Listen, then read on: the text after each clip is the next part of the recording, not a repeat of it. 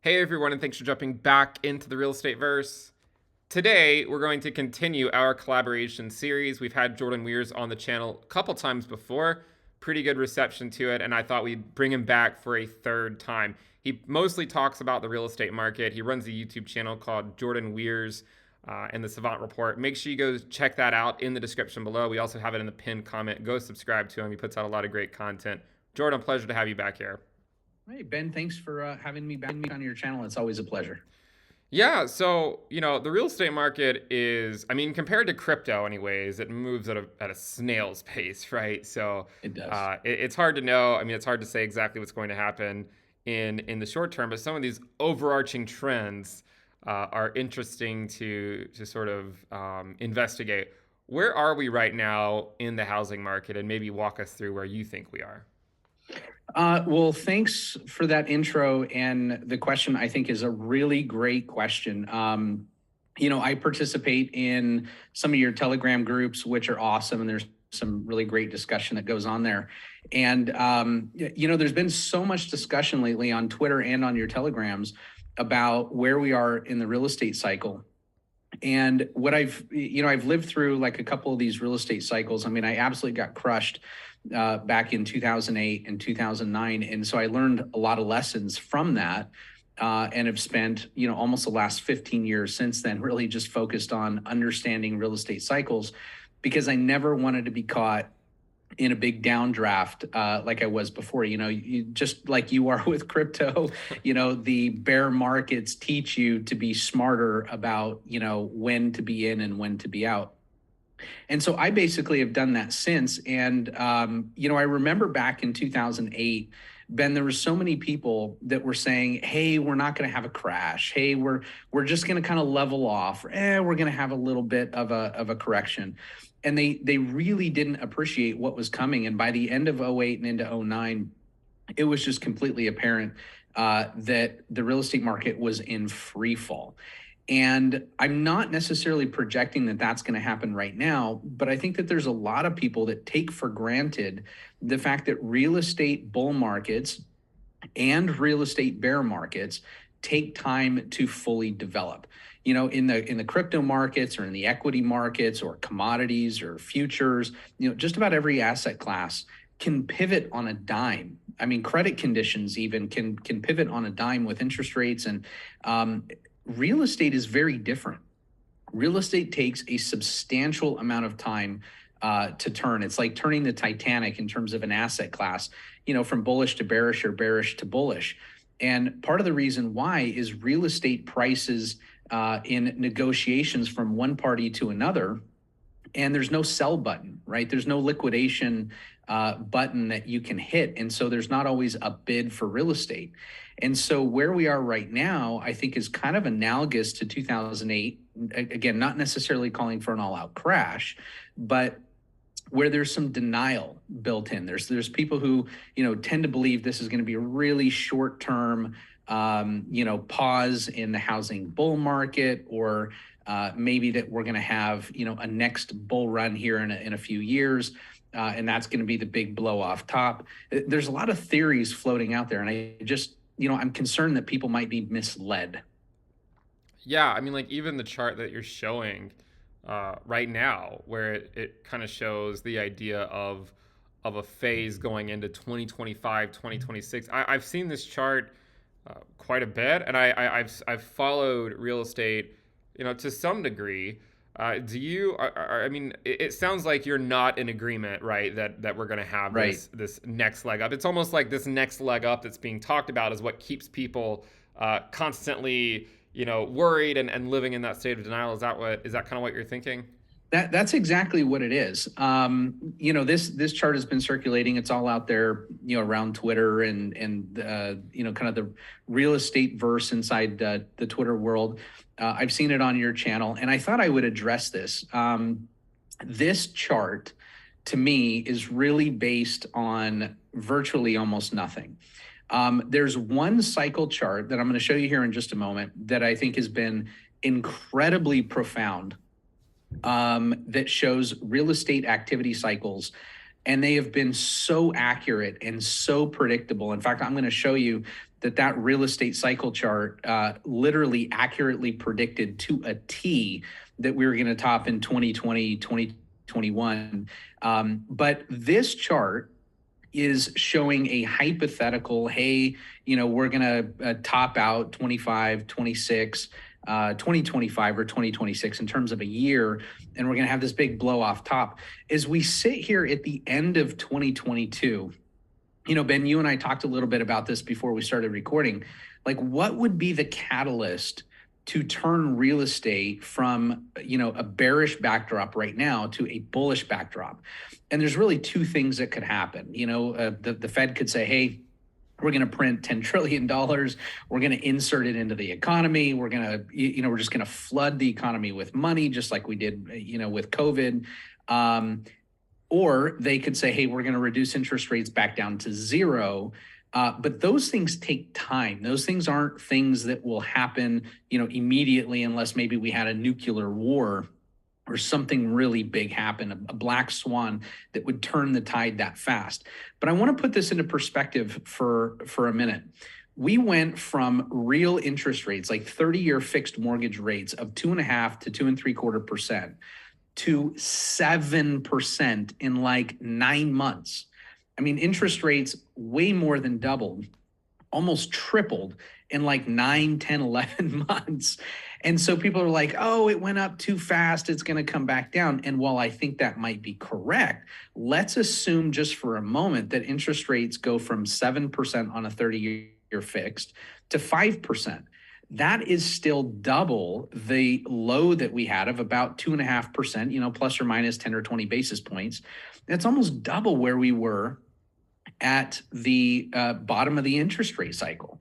And so, prices have to reflect interest rates because real estate is by far one of the most interest rate sensitive asset classes out there. Now, bonds are interest rates. And so arguably you could say, well, bonds are much more interest rate sensitive, and they are. But in terms of an asset class, real estate absolutely has huge correlations to interest rates. Now, let me show you this cycle chart. This is a real estate activity cycle chart that goes back more than 200 years. And, Ben, kind of like what I was saying on your Telegram channel, there's so many people who try and get cute with timing cycles or predicting, when the bottom of a market is going to happen, or time frames or top targets or bottom targets. And, here's what I found. Simplicity is the greatest complexity. It's the greatest sophistication. If you just look at things in simplistic terms, a lot of times, you can be far more successful that way than coming up with all these alternative theories.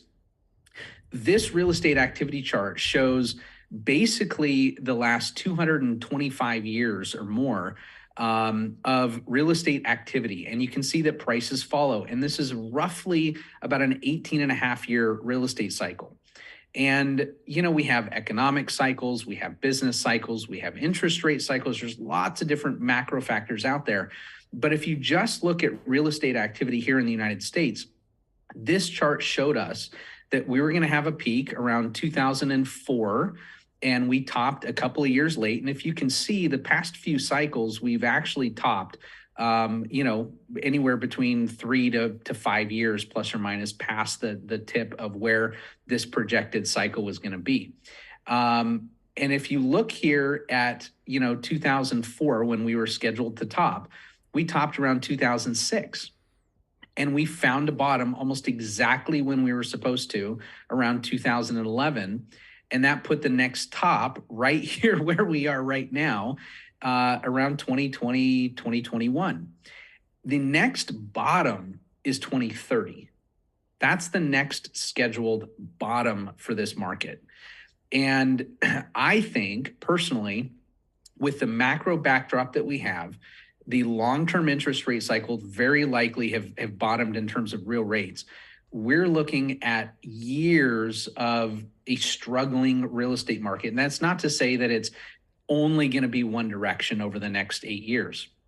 But I think that we're going to see much lower prices before we see new all-time high prices. Does that make sense? Yeah, well, one question I have is if we look at where we peaked in 2006 and then we had a bottom about 5 years later, um, is there any reason specifically why this drawdown is going to last, based on this chart, like 8 years, or is it based on other things? Like where is that specific? I mean, do you think the bottom really is out as far as 2030? Or do you think there'll be some deals before then? It's a really great question. I think there's going to be deals before then. I when I look at cycles, one of the things that I've learned over the last 15 years studying cycles as hard as I have is that direction is more important than price. And I think, Ben, you have done a phenomenal job on your YouTube channel and into the Cryptoverse, showing people and explaining to people that, a lot of these price targets are just arbitrary targets. They're drawn. I mean, you have to look at the fundamentals of the market when you're trading it or when you're invested in it, and always be willing to change your opinion. I think directionally, we have headwinds in real estate. And in fact, I would go so far as to say that those headwinds are going to push us backwards in values. I'm really not concerned about saying I'm not going to buy real estate until 2030. I think there's going to be lots of deals between now and then, but I do think that we are, just in that first, 5 to 10% of the bear market, where people are still very much in denial about the fact that we are in a bear market in real estate. We have started a bear market. The cycle has topped. Only when that is common knowledge, just like with crypto is today, right? FTX is everywhere on the news. Celsius was everywhere on the news. Bitcoin price is everywhere in the news. Same thing is going to happen with real estate. When we start to see real estate being publicly admonished as a terrible investment, and when people say it's never going to go up again, that's not necessarily the bottom, but that is a bottoming signal.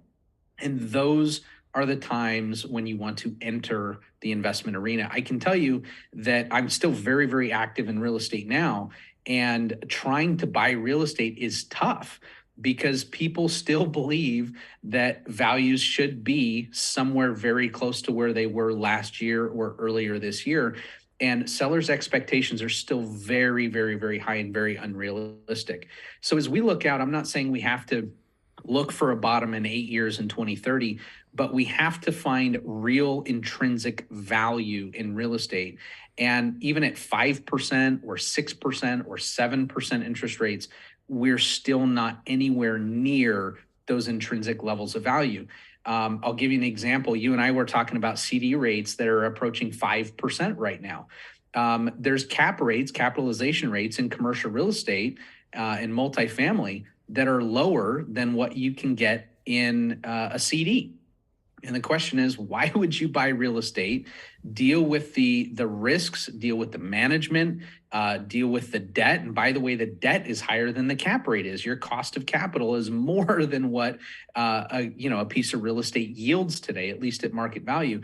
And so those are dislocations in the real estate arena, in the real estate asset class, that have to come unwound for us to find a real true bottom. And I don't think we're anywhere near it yet.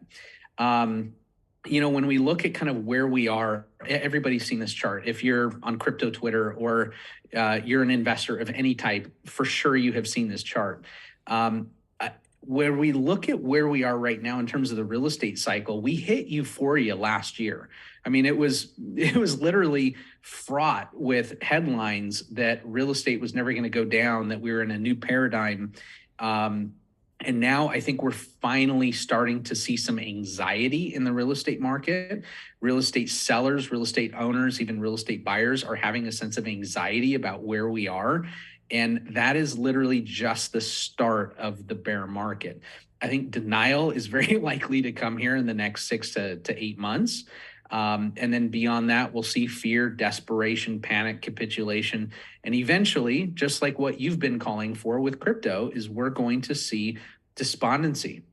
We're going to see people say, oh, I just don't care anymore. I don't care about real estate. I don't care about crypto.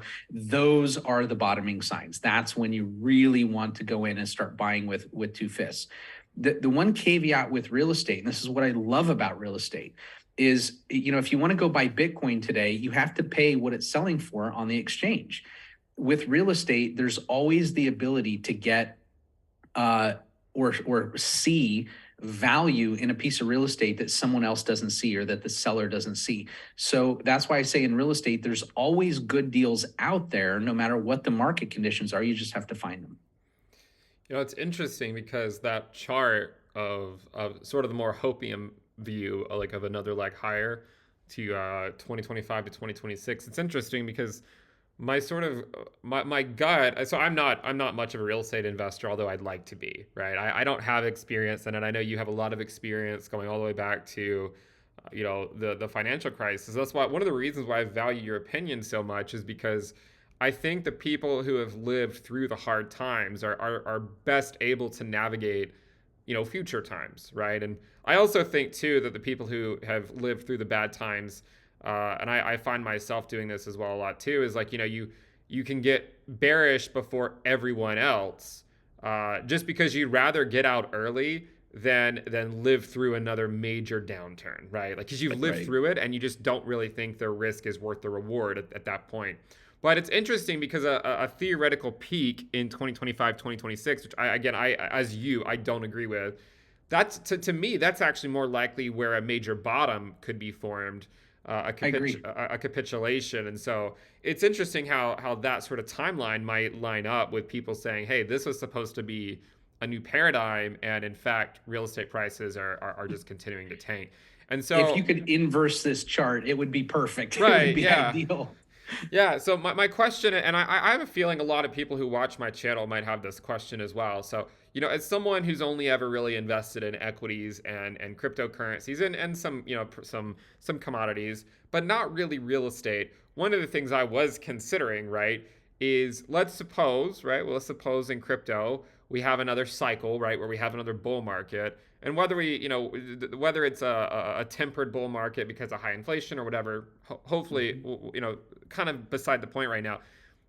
Do you see a scenario where there's a likelihood of coming out of a bull market in say like 2025 for risk assets like equities or crypto, and Mhm. then at that point being a good time to convert to real estate if you see some type of major capitulation? Is that a theoretical timeline that we should be not necessarily saying is set in stone, but at least something that is something to Yeah. consider as like a Uh, multi-year e- plan?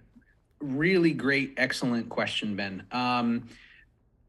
Let me say this: real estate, again, is one of those asset classes that will be boring before it's exciting again.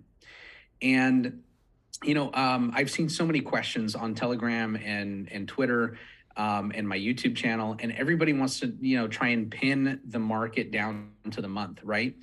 I really believe that very likely we'll see the bottom in real estate, very potentially in that 25 to 2026 era. Um, and I don't necessarily think we have to see capitulation. I think that given the environment that we're in, I don't know that I would call 2008, 2009 a crash. I mean, that was like a real capitulation. Real estate cycles don't always end in quote capitulation. A lot of times they just end by getting boring. You see values decline. Everybody's expectations are that values are declining. Nobody's interested in it anymore. And I do think that we'll probably have seen the bottom in the equity markets between now and then. And you could certainly rotate from equities into real estate. And I think the opportunity zone is, potentially years long. Like, I don't think this is Right. something where you have to be really worried about missing the bottom, so to speak. I think that we're going to drudge along the bottom for a couple of years before things start to get exciting again, and appreciation starts to actually pick up in a positive way. I do think that taking advantage of low prices in Bitcoin, and the equity markets over the next 6 to 9 months, and then rolling those gains into real estate when the time comes, I think is a great strategy. It's my own strategy, in fact. It's just a matter of finding good deals. And I would just really encourage all of your listeners to do their very best to find good deals, no matter what the market environment is. So That is your greatest protection. so really, this idea of a capitulation is somewhat perhaps ill-advised or misinformed based on recency bias, That's right. from the financial crisis. But in fact, what you're saying, and I think is a valid point, is it might, you could argue that a capitulation would make it easy, but potentially the Right. hard part is the time-based part of the bear Mhm. market. That's right. And, this isn't meant to be offensive at all to any of your viewers. But when you're coming from a world like crypto, where you have massive runs to the upside, like thousands of percent, and you see, 80, 90% drawdowns, and you see capitulation, and you can see it on a chart, right? And it's there, big red candles, you can watch it. Real estate is very different. And if you're looking at real estate in the same context that you would, a chart of Bitcoin or Ethereum or any other crypto, and you're waiting for that capitulation, that big red giant candle where everybody goes, it's the end of crypto, it's the end of Bitcoin. It's not going to come in real estate. That's just not how real estate works. And that's why it's really important to put into context what asset class it is that you're investing in. Right. Yeah, and I think it's interesting looking at these sort of longer term real estate charts because as being in crypto and equities, you're not used to looking at like 20-year cycles or something, right? Right. Like it's more Right. like, oh, you mean I have to wait 4 more years, you know? Yep. But real estate certainly it can take a lot longer. So it sounds like, sort of summarize what you're saying. It sounds like, just to make sure I have a good grasp on it, it sounds like the market conditions right now do not support the idea of another leg higher in the real estate market, mainly because of high interest rates, and a Fed that's not going to really be printing money as long as inflation remains high. It sounds like you're saying probably we're just simply going to be in a bear market. There doesn't necessarily have to be a capitulation. It could just be a slow bleed.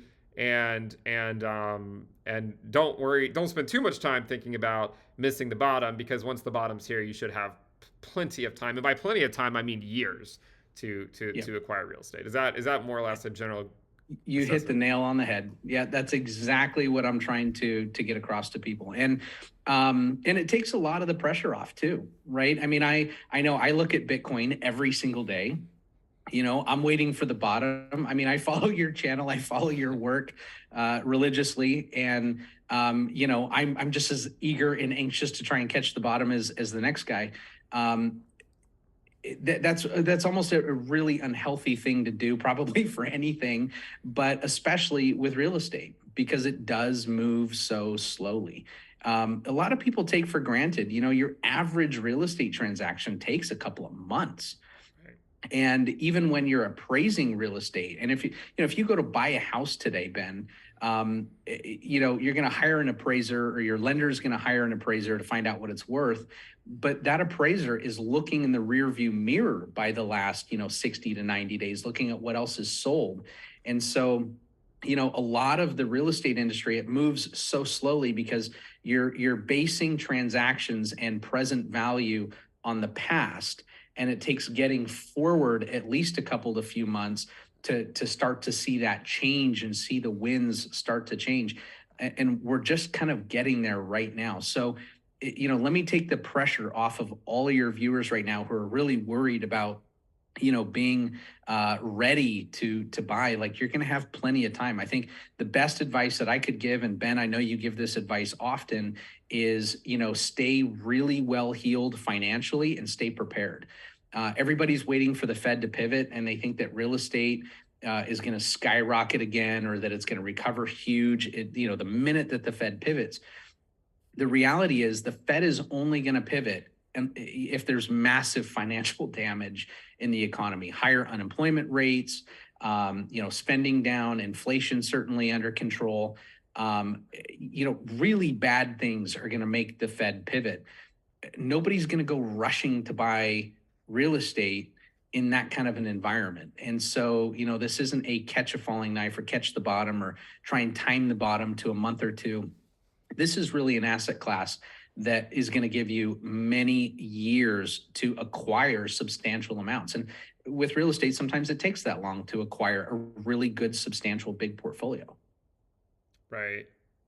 Yeah, one question I have for you, and this is sort of looking at prior trends in real estate. I know you've said this on my channel before as well, so perhaps my opinion is already somewhat molded by what you've previously said. But one of the things I can't help but think about, especially in the context of a multi-year downturn in the real estate market, is how that affects the valuations of risk assets. Because if your house is worth less, I mean, I feel like a lot of people tie their value, their net worth and whatnot to equity in their home, and if that's down a lot, perhaps they're not going out to buy risk That's right. assets as much. Perhaps if they have bought a house at a higher interest rate, and they're also worried about unemployment, are they going to be going out and buying risk assets? So I mean, what are your thoughts about that? I mean, suppose the bottom is in, or not now, but let's suppose a year from now we can look at the equity, the S&P 500. We can look at Bitcoin and say, all right, at some point it looks like it put in a fairly well-defined bottom. Let's suppose in 2023.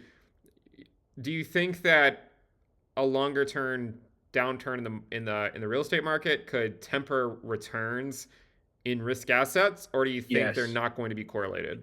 Yes, and I think, and Ben, again, another great question. The answer is yes, and I think that is the most likely outcome. One of the guys that I follow, I know, everybody has their favorite investor that they follow, whether it's Ray Dalio and his, new paradigms and that kind of stuff, or you're a Kevin O'Leary guy, which in crypto right now you're probably not. I follow Stan Druckenmiller. I think Stan is one of the most cautious, smart, intellectual, well-balanced, well-reasoned, rational investors that I've ever seen. And, it was really his interview, I think about 6 months ago, where he said, if you look back into historically high inflation periods of time, you can go through a decade after a secular bull market in equities. You can go through a decade without hitting a new all-time high. You can just have stagnant returns. You have periods of time where the market goes up, and periods of time where it goes down, and periods of time where it goes up, and it's really almost a swing traders, kind of in an environment. And those periods of time might be months, they might be quarters, they might even be years where it goes up and then it retraces for years, and it goes up for a couple of years and retraces a couple of years.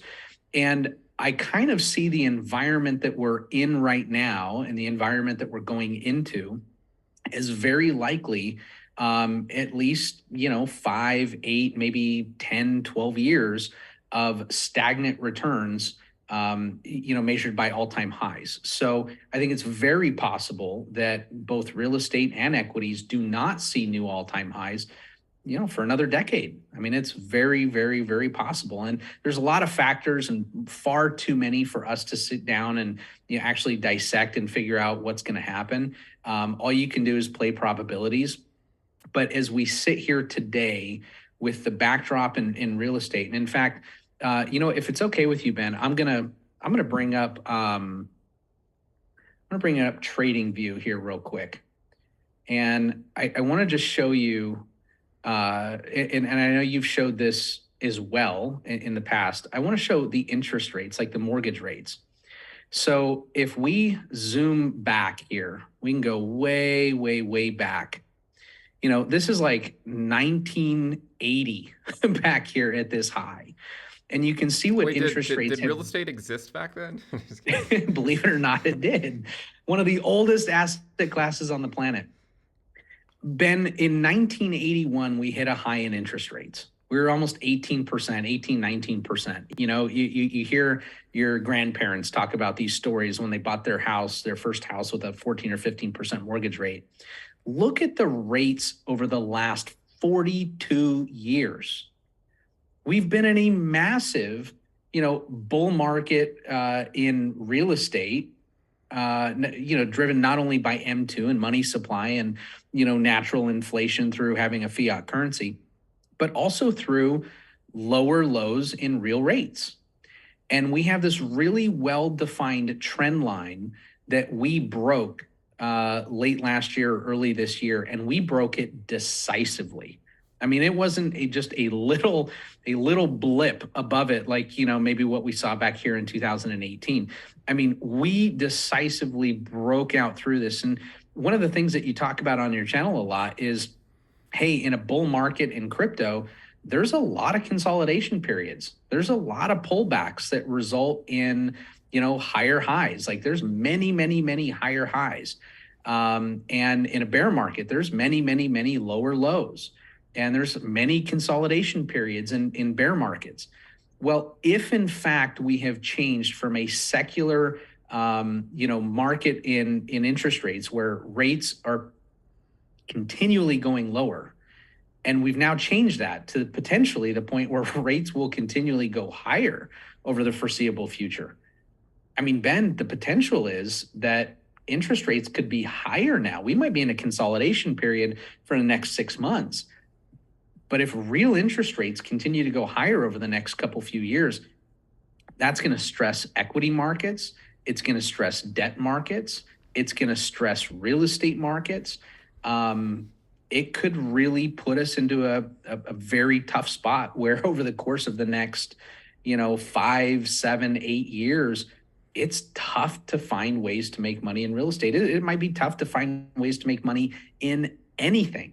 And so, following Stanley Druckenmiller's present forecast, we might just be stuck in no man's land between the lows and the highs for the next decade.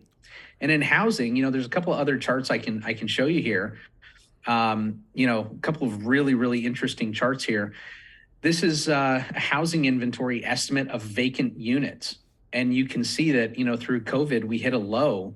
And of course, because everyone was staying at home, we are still way below trend in terms of vacant housing units. And I think that vacant housing units, being people that have moved out of their home and need to sell, is going to precipitously move up into this normalized area here. And when that happens, that's pressure on real estate values. If we look at housing affordability index, this is the National Association of Realtors Housing Affordability Index. This data only goes back into 2020, but over the last few years, we're at an all-time low since this data was put out on this chart. Why? Because we have 7% plus mortgage rates while values have doubled over the last 2 years. And so, you have interest rates moving up with values moving up. It's just so much more expensive for everybody in every metric. You have housing starts. We've seen some really wild swings, especially through COVID. But if you go back through, housing starts historically, we're still historically high in terms of number of housing starts. And I think builders are going to get absolutely crushed when this bear market really comes to be. A lot of people don't understand builders still have to pay these inflated prices for building materials while buyers have all but dried up because they can't afford the mortgage payments. We just saw the housing affordability index at a low. A lot of that hasn't been built in yet for these home builders. So, there's lots of different metrics that we can talk about and go through. I mean, we have delinquency rates on commercial loans at all-time lows. That stuff is all going to start to reverse course and change. But if you look at, the cycles here of commercial loan defaults, they take years to play out. We haven't even started to turn the corner yet. And so we're going to see several years of pain in front of us before we really have signs that show us in a really meaningful way that the real estate market has bottomed and that there's real intrinsic value there. One of the things and it's interesting, this last chart that you pulled up, the delinquency rate on loans, it's kind of at the same level or just below like back in 2006 where it really started to spike up. But again, it could take years to ultimately play out. Well, one thing I think about with the Fed and them raising rates, right? Because it might lead some people to question, well, why do it, right? Why raise rates if they know that it's going to do this? But it seems to me like it's almost like a necessary component of the business cycle because it will sort of expose the zombie companies that are not profitable, right, and are not really that valuable. They're going to have to close down. And one thing I think about too is that low interest rates are somewhat of a sign of a very weak economy. Like if your interest rates are at Yeah. like 0%, or 0.25%, like the economy must be very weak if it can't even handle like 2% or something. um, Right. but this kind of takes me back to that, like that meme of like hard times creating strong people, and then those strong people creating good times. And so you can kind of see the phase of the business cycle that we're in right now, where we're going into hard times because the Fed's raising interest rates, right? And they're doing it because, of course, inflation. But eventually it'll likely lead to good times. I mean, even if it's 5 years away or 10 years away, right? Who really knows how long it's going to take? But I suppose that's sort of the light at the end of the tunnel, right? Like it will eventually lead back into good times. It just might take a while first. And then going back to your point about you know new all-time highs and whatnot, about could it take a decade? One thing to remember too, like if you go back to the 70s, where we had a period of high inflation, we actually did put in new highs in nominal terms, but sometimes in real terms, right, where you're actually accounting for inflation, you're not putting in new all-time highs. So like technically maybe it goes to a higher price, but perhaps inflation adjusted, it could actually be lower than the Yeah. prior peak. Was it the 80s that we saw I was born in 83, so I wasn't old enough to really remember. I think it was the 80s where we saw a period of just really, really stagnant returns. So the 70s. So basically, if 70s. you look at the chart, so like basically from actually like the late 60s until the early 80s, it was like a period of 10 to 15 years where the S&P would put in like a slightly higher high, but it would also put in a lower low as well. Right. But that was also coupled with basically a decade of high inflation. Where Right. and that's why when Powell says things like they don't want to make the mistake of loosening monetary policy too early. What I think he's referring to is even going back to that period when they did loosen it too early, inflation just came right back, right? Yeah. So to me, I'm sort of the opinion, and I think a lot of people would probably prefer this as well. Like I would almost rather them over tighten and lead us to like a capitulation, because Yeah. I think it would Rip the actually, Band-Aid off. right, rip the band-aid off, right? And something like that going into a recession. One thing that is good about recessions, I mean, the bad thing is that people lose their jobs, but one of the good things about recessions is that it actually it's a great way to bring inflation back down quickly. um, Yeah. and so that's what I'm sort of looking at right now, is like if the Fed, if they're resolved, if they stay resolved in their approach here, and they keep doing what they're doing, who's to say they can't bring inflation back down within the next like 12 to 18 months or so? There's certainly a Yeah. chance that they could, especially with dovish members coming out and saying they might hold interest rates above 5% for 11 months or something. Yeah. Yeah. And I think it's very possible, Ben. I think people are really making a mistake. I mean, I remember when we started this interest rate hike cycle, everyone was saying, and Fed pivot coming in 3, 2, 1, and they're just waiting, and they're going to pivot by June. They're going to pivot by August. They're going to pivot by September. They're going to pivot by Christmas. So here we are at Christmas, Right. and we still have hikes on the table. It's very, very likely. And so, people have called this wrong continually. Ben, I want to leave you with one last chart that Sure. I just brought up, and I know we're running short on time. You've been so gracious with your time. Um, this is a chart on TradingView of real disposable income. This is, basically every tick is 1 month. And if you look at where we are today in terms of, 15.1 trillion of disposable personal income, um, we haven't seen that level since right before COVID. And the economy was doing reasonably well during that period of time. We saw this huge spikes, basically with all the money printing that was done, the direct stimulus to the economy.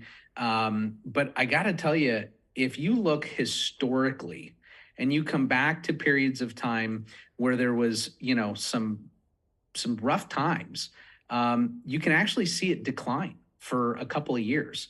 And we've come off a really, really big spike, but we're still historically in a very elevated level. And I just see this as another indicator that we're not there yet, that the economy hasn't seen enough pain yet. There's very likely more pain to come.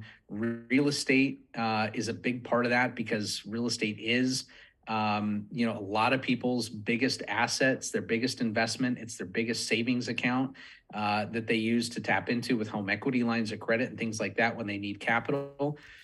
I just think this is a bit of an ominous sign, and I just want to encourage people to look at the whole picture, right? All the things that we're talking about today. Look at the whole picture, and if you can decisively, dismantle and debunk all the things that we're talking about today, and disagree with you and I, and you're bullish, God bless you. Take that position and do it. Be bullish, but in my mind, in my rational thinking, and through the hard times that I've been through in my life economically, I've been in business since I was basically out of diapers. About 10, 12 years old is when I was starting my first businesses. And I've lived through a couple of economic cycles, and I'm just pretty well convinced that based on everything I'm seeing right now, we've got a doozy of a cycle in front of us, and it's just time to be cautious. And one thing, that I constantly remind myself of too is that, like, yeah, things look bearish. And as I'm sure you know, right, it's those times that actually is where all the money is eventually made, the people that can stick around. I think that's the hardest part, is just sticking around. Yeah. And can I tell you, Ben, what you just hit on is something that I wish everyone would take away from this video, which is the greatest wealth is made from bear markets. I mean, massive, insane wealth. I was literally probably past bankrupt. I mean, I was worth far less than zero in 2010. And I clawed my way back out of it, deal by deal, month after month, year by year. And it was the fact that I was clawing my way out of a bear market that allowed me to rebuild. And I got to tell you, the bear market that we have coming, even the bear market that we're in right now in Bitcoin, there's going to be some amazing opportunities and some incredible wealth made from people who are able to recognize the opportunity at or near the lows. And so that's where the big wealth, the generational wealth can be made. So I really encourage people to not look at this as like a Debbie Downer video, or Jordan and Ben are way too bearish and this is depressing. We're helping you identify periods of time and opportunities that are going to help you make a lot of money. I don't view it as being pessimistic. I view it as being realistic, right? And one of the things I say is that blind optimism gets you nowhere. It might make you feel good for a few months, but then what happens when the next low comes, right? Right. But again, wise words as always from Jordan Wirsz. If you guys aren't subscribed to him, I would encourage you to do so. He has a YouTube channel. I will link that down in the description below. He also is on Twitter, so his links and stuff to his social media platforms will be in the description below, in the pinned comment, and in the description. So make sure you check that out. He puts out plenty of great content, mostly talks about the real estate market, but I think he occasionally will dabble in the cryptoverse here and there, which is not a bad place to be all the time. Maybe right now it's not the best time, but anyways, Jordan, it's a pleasure to have you here as always, and I'm sure we'll probably bring you on here in a few more months to give us an update.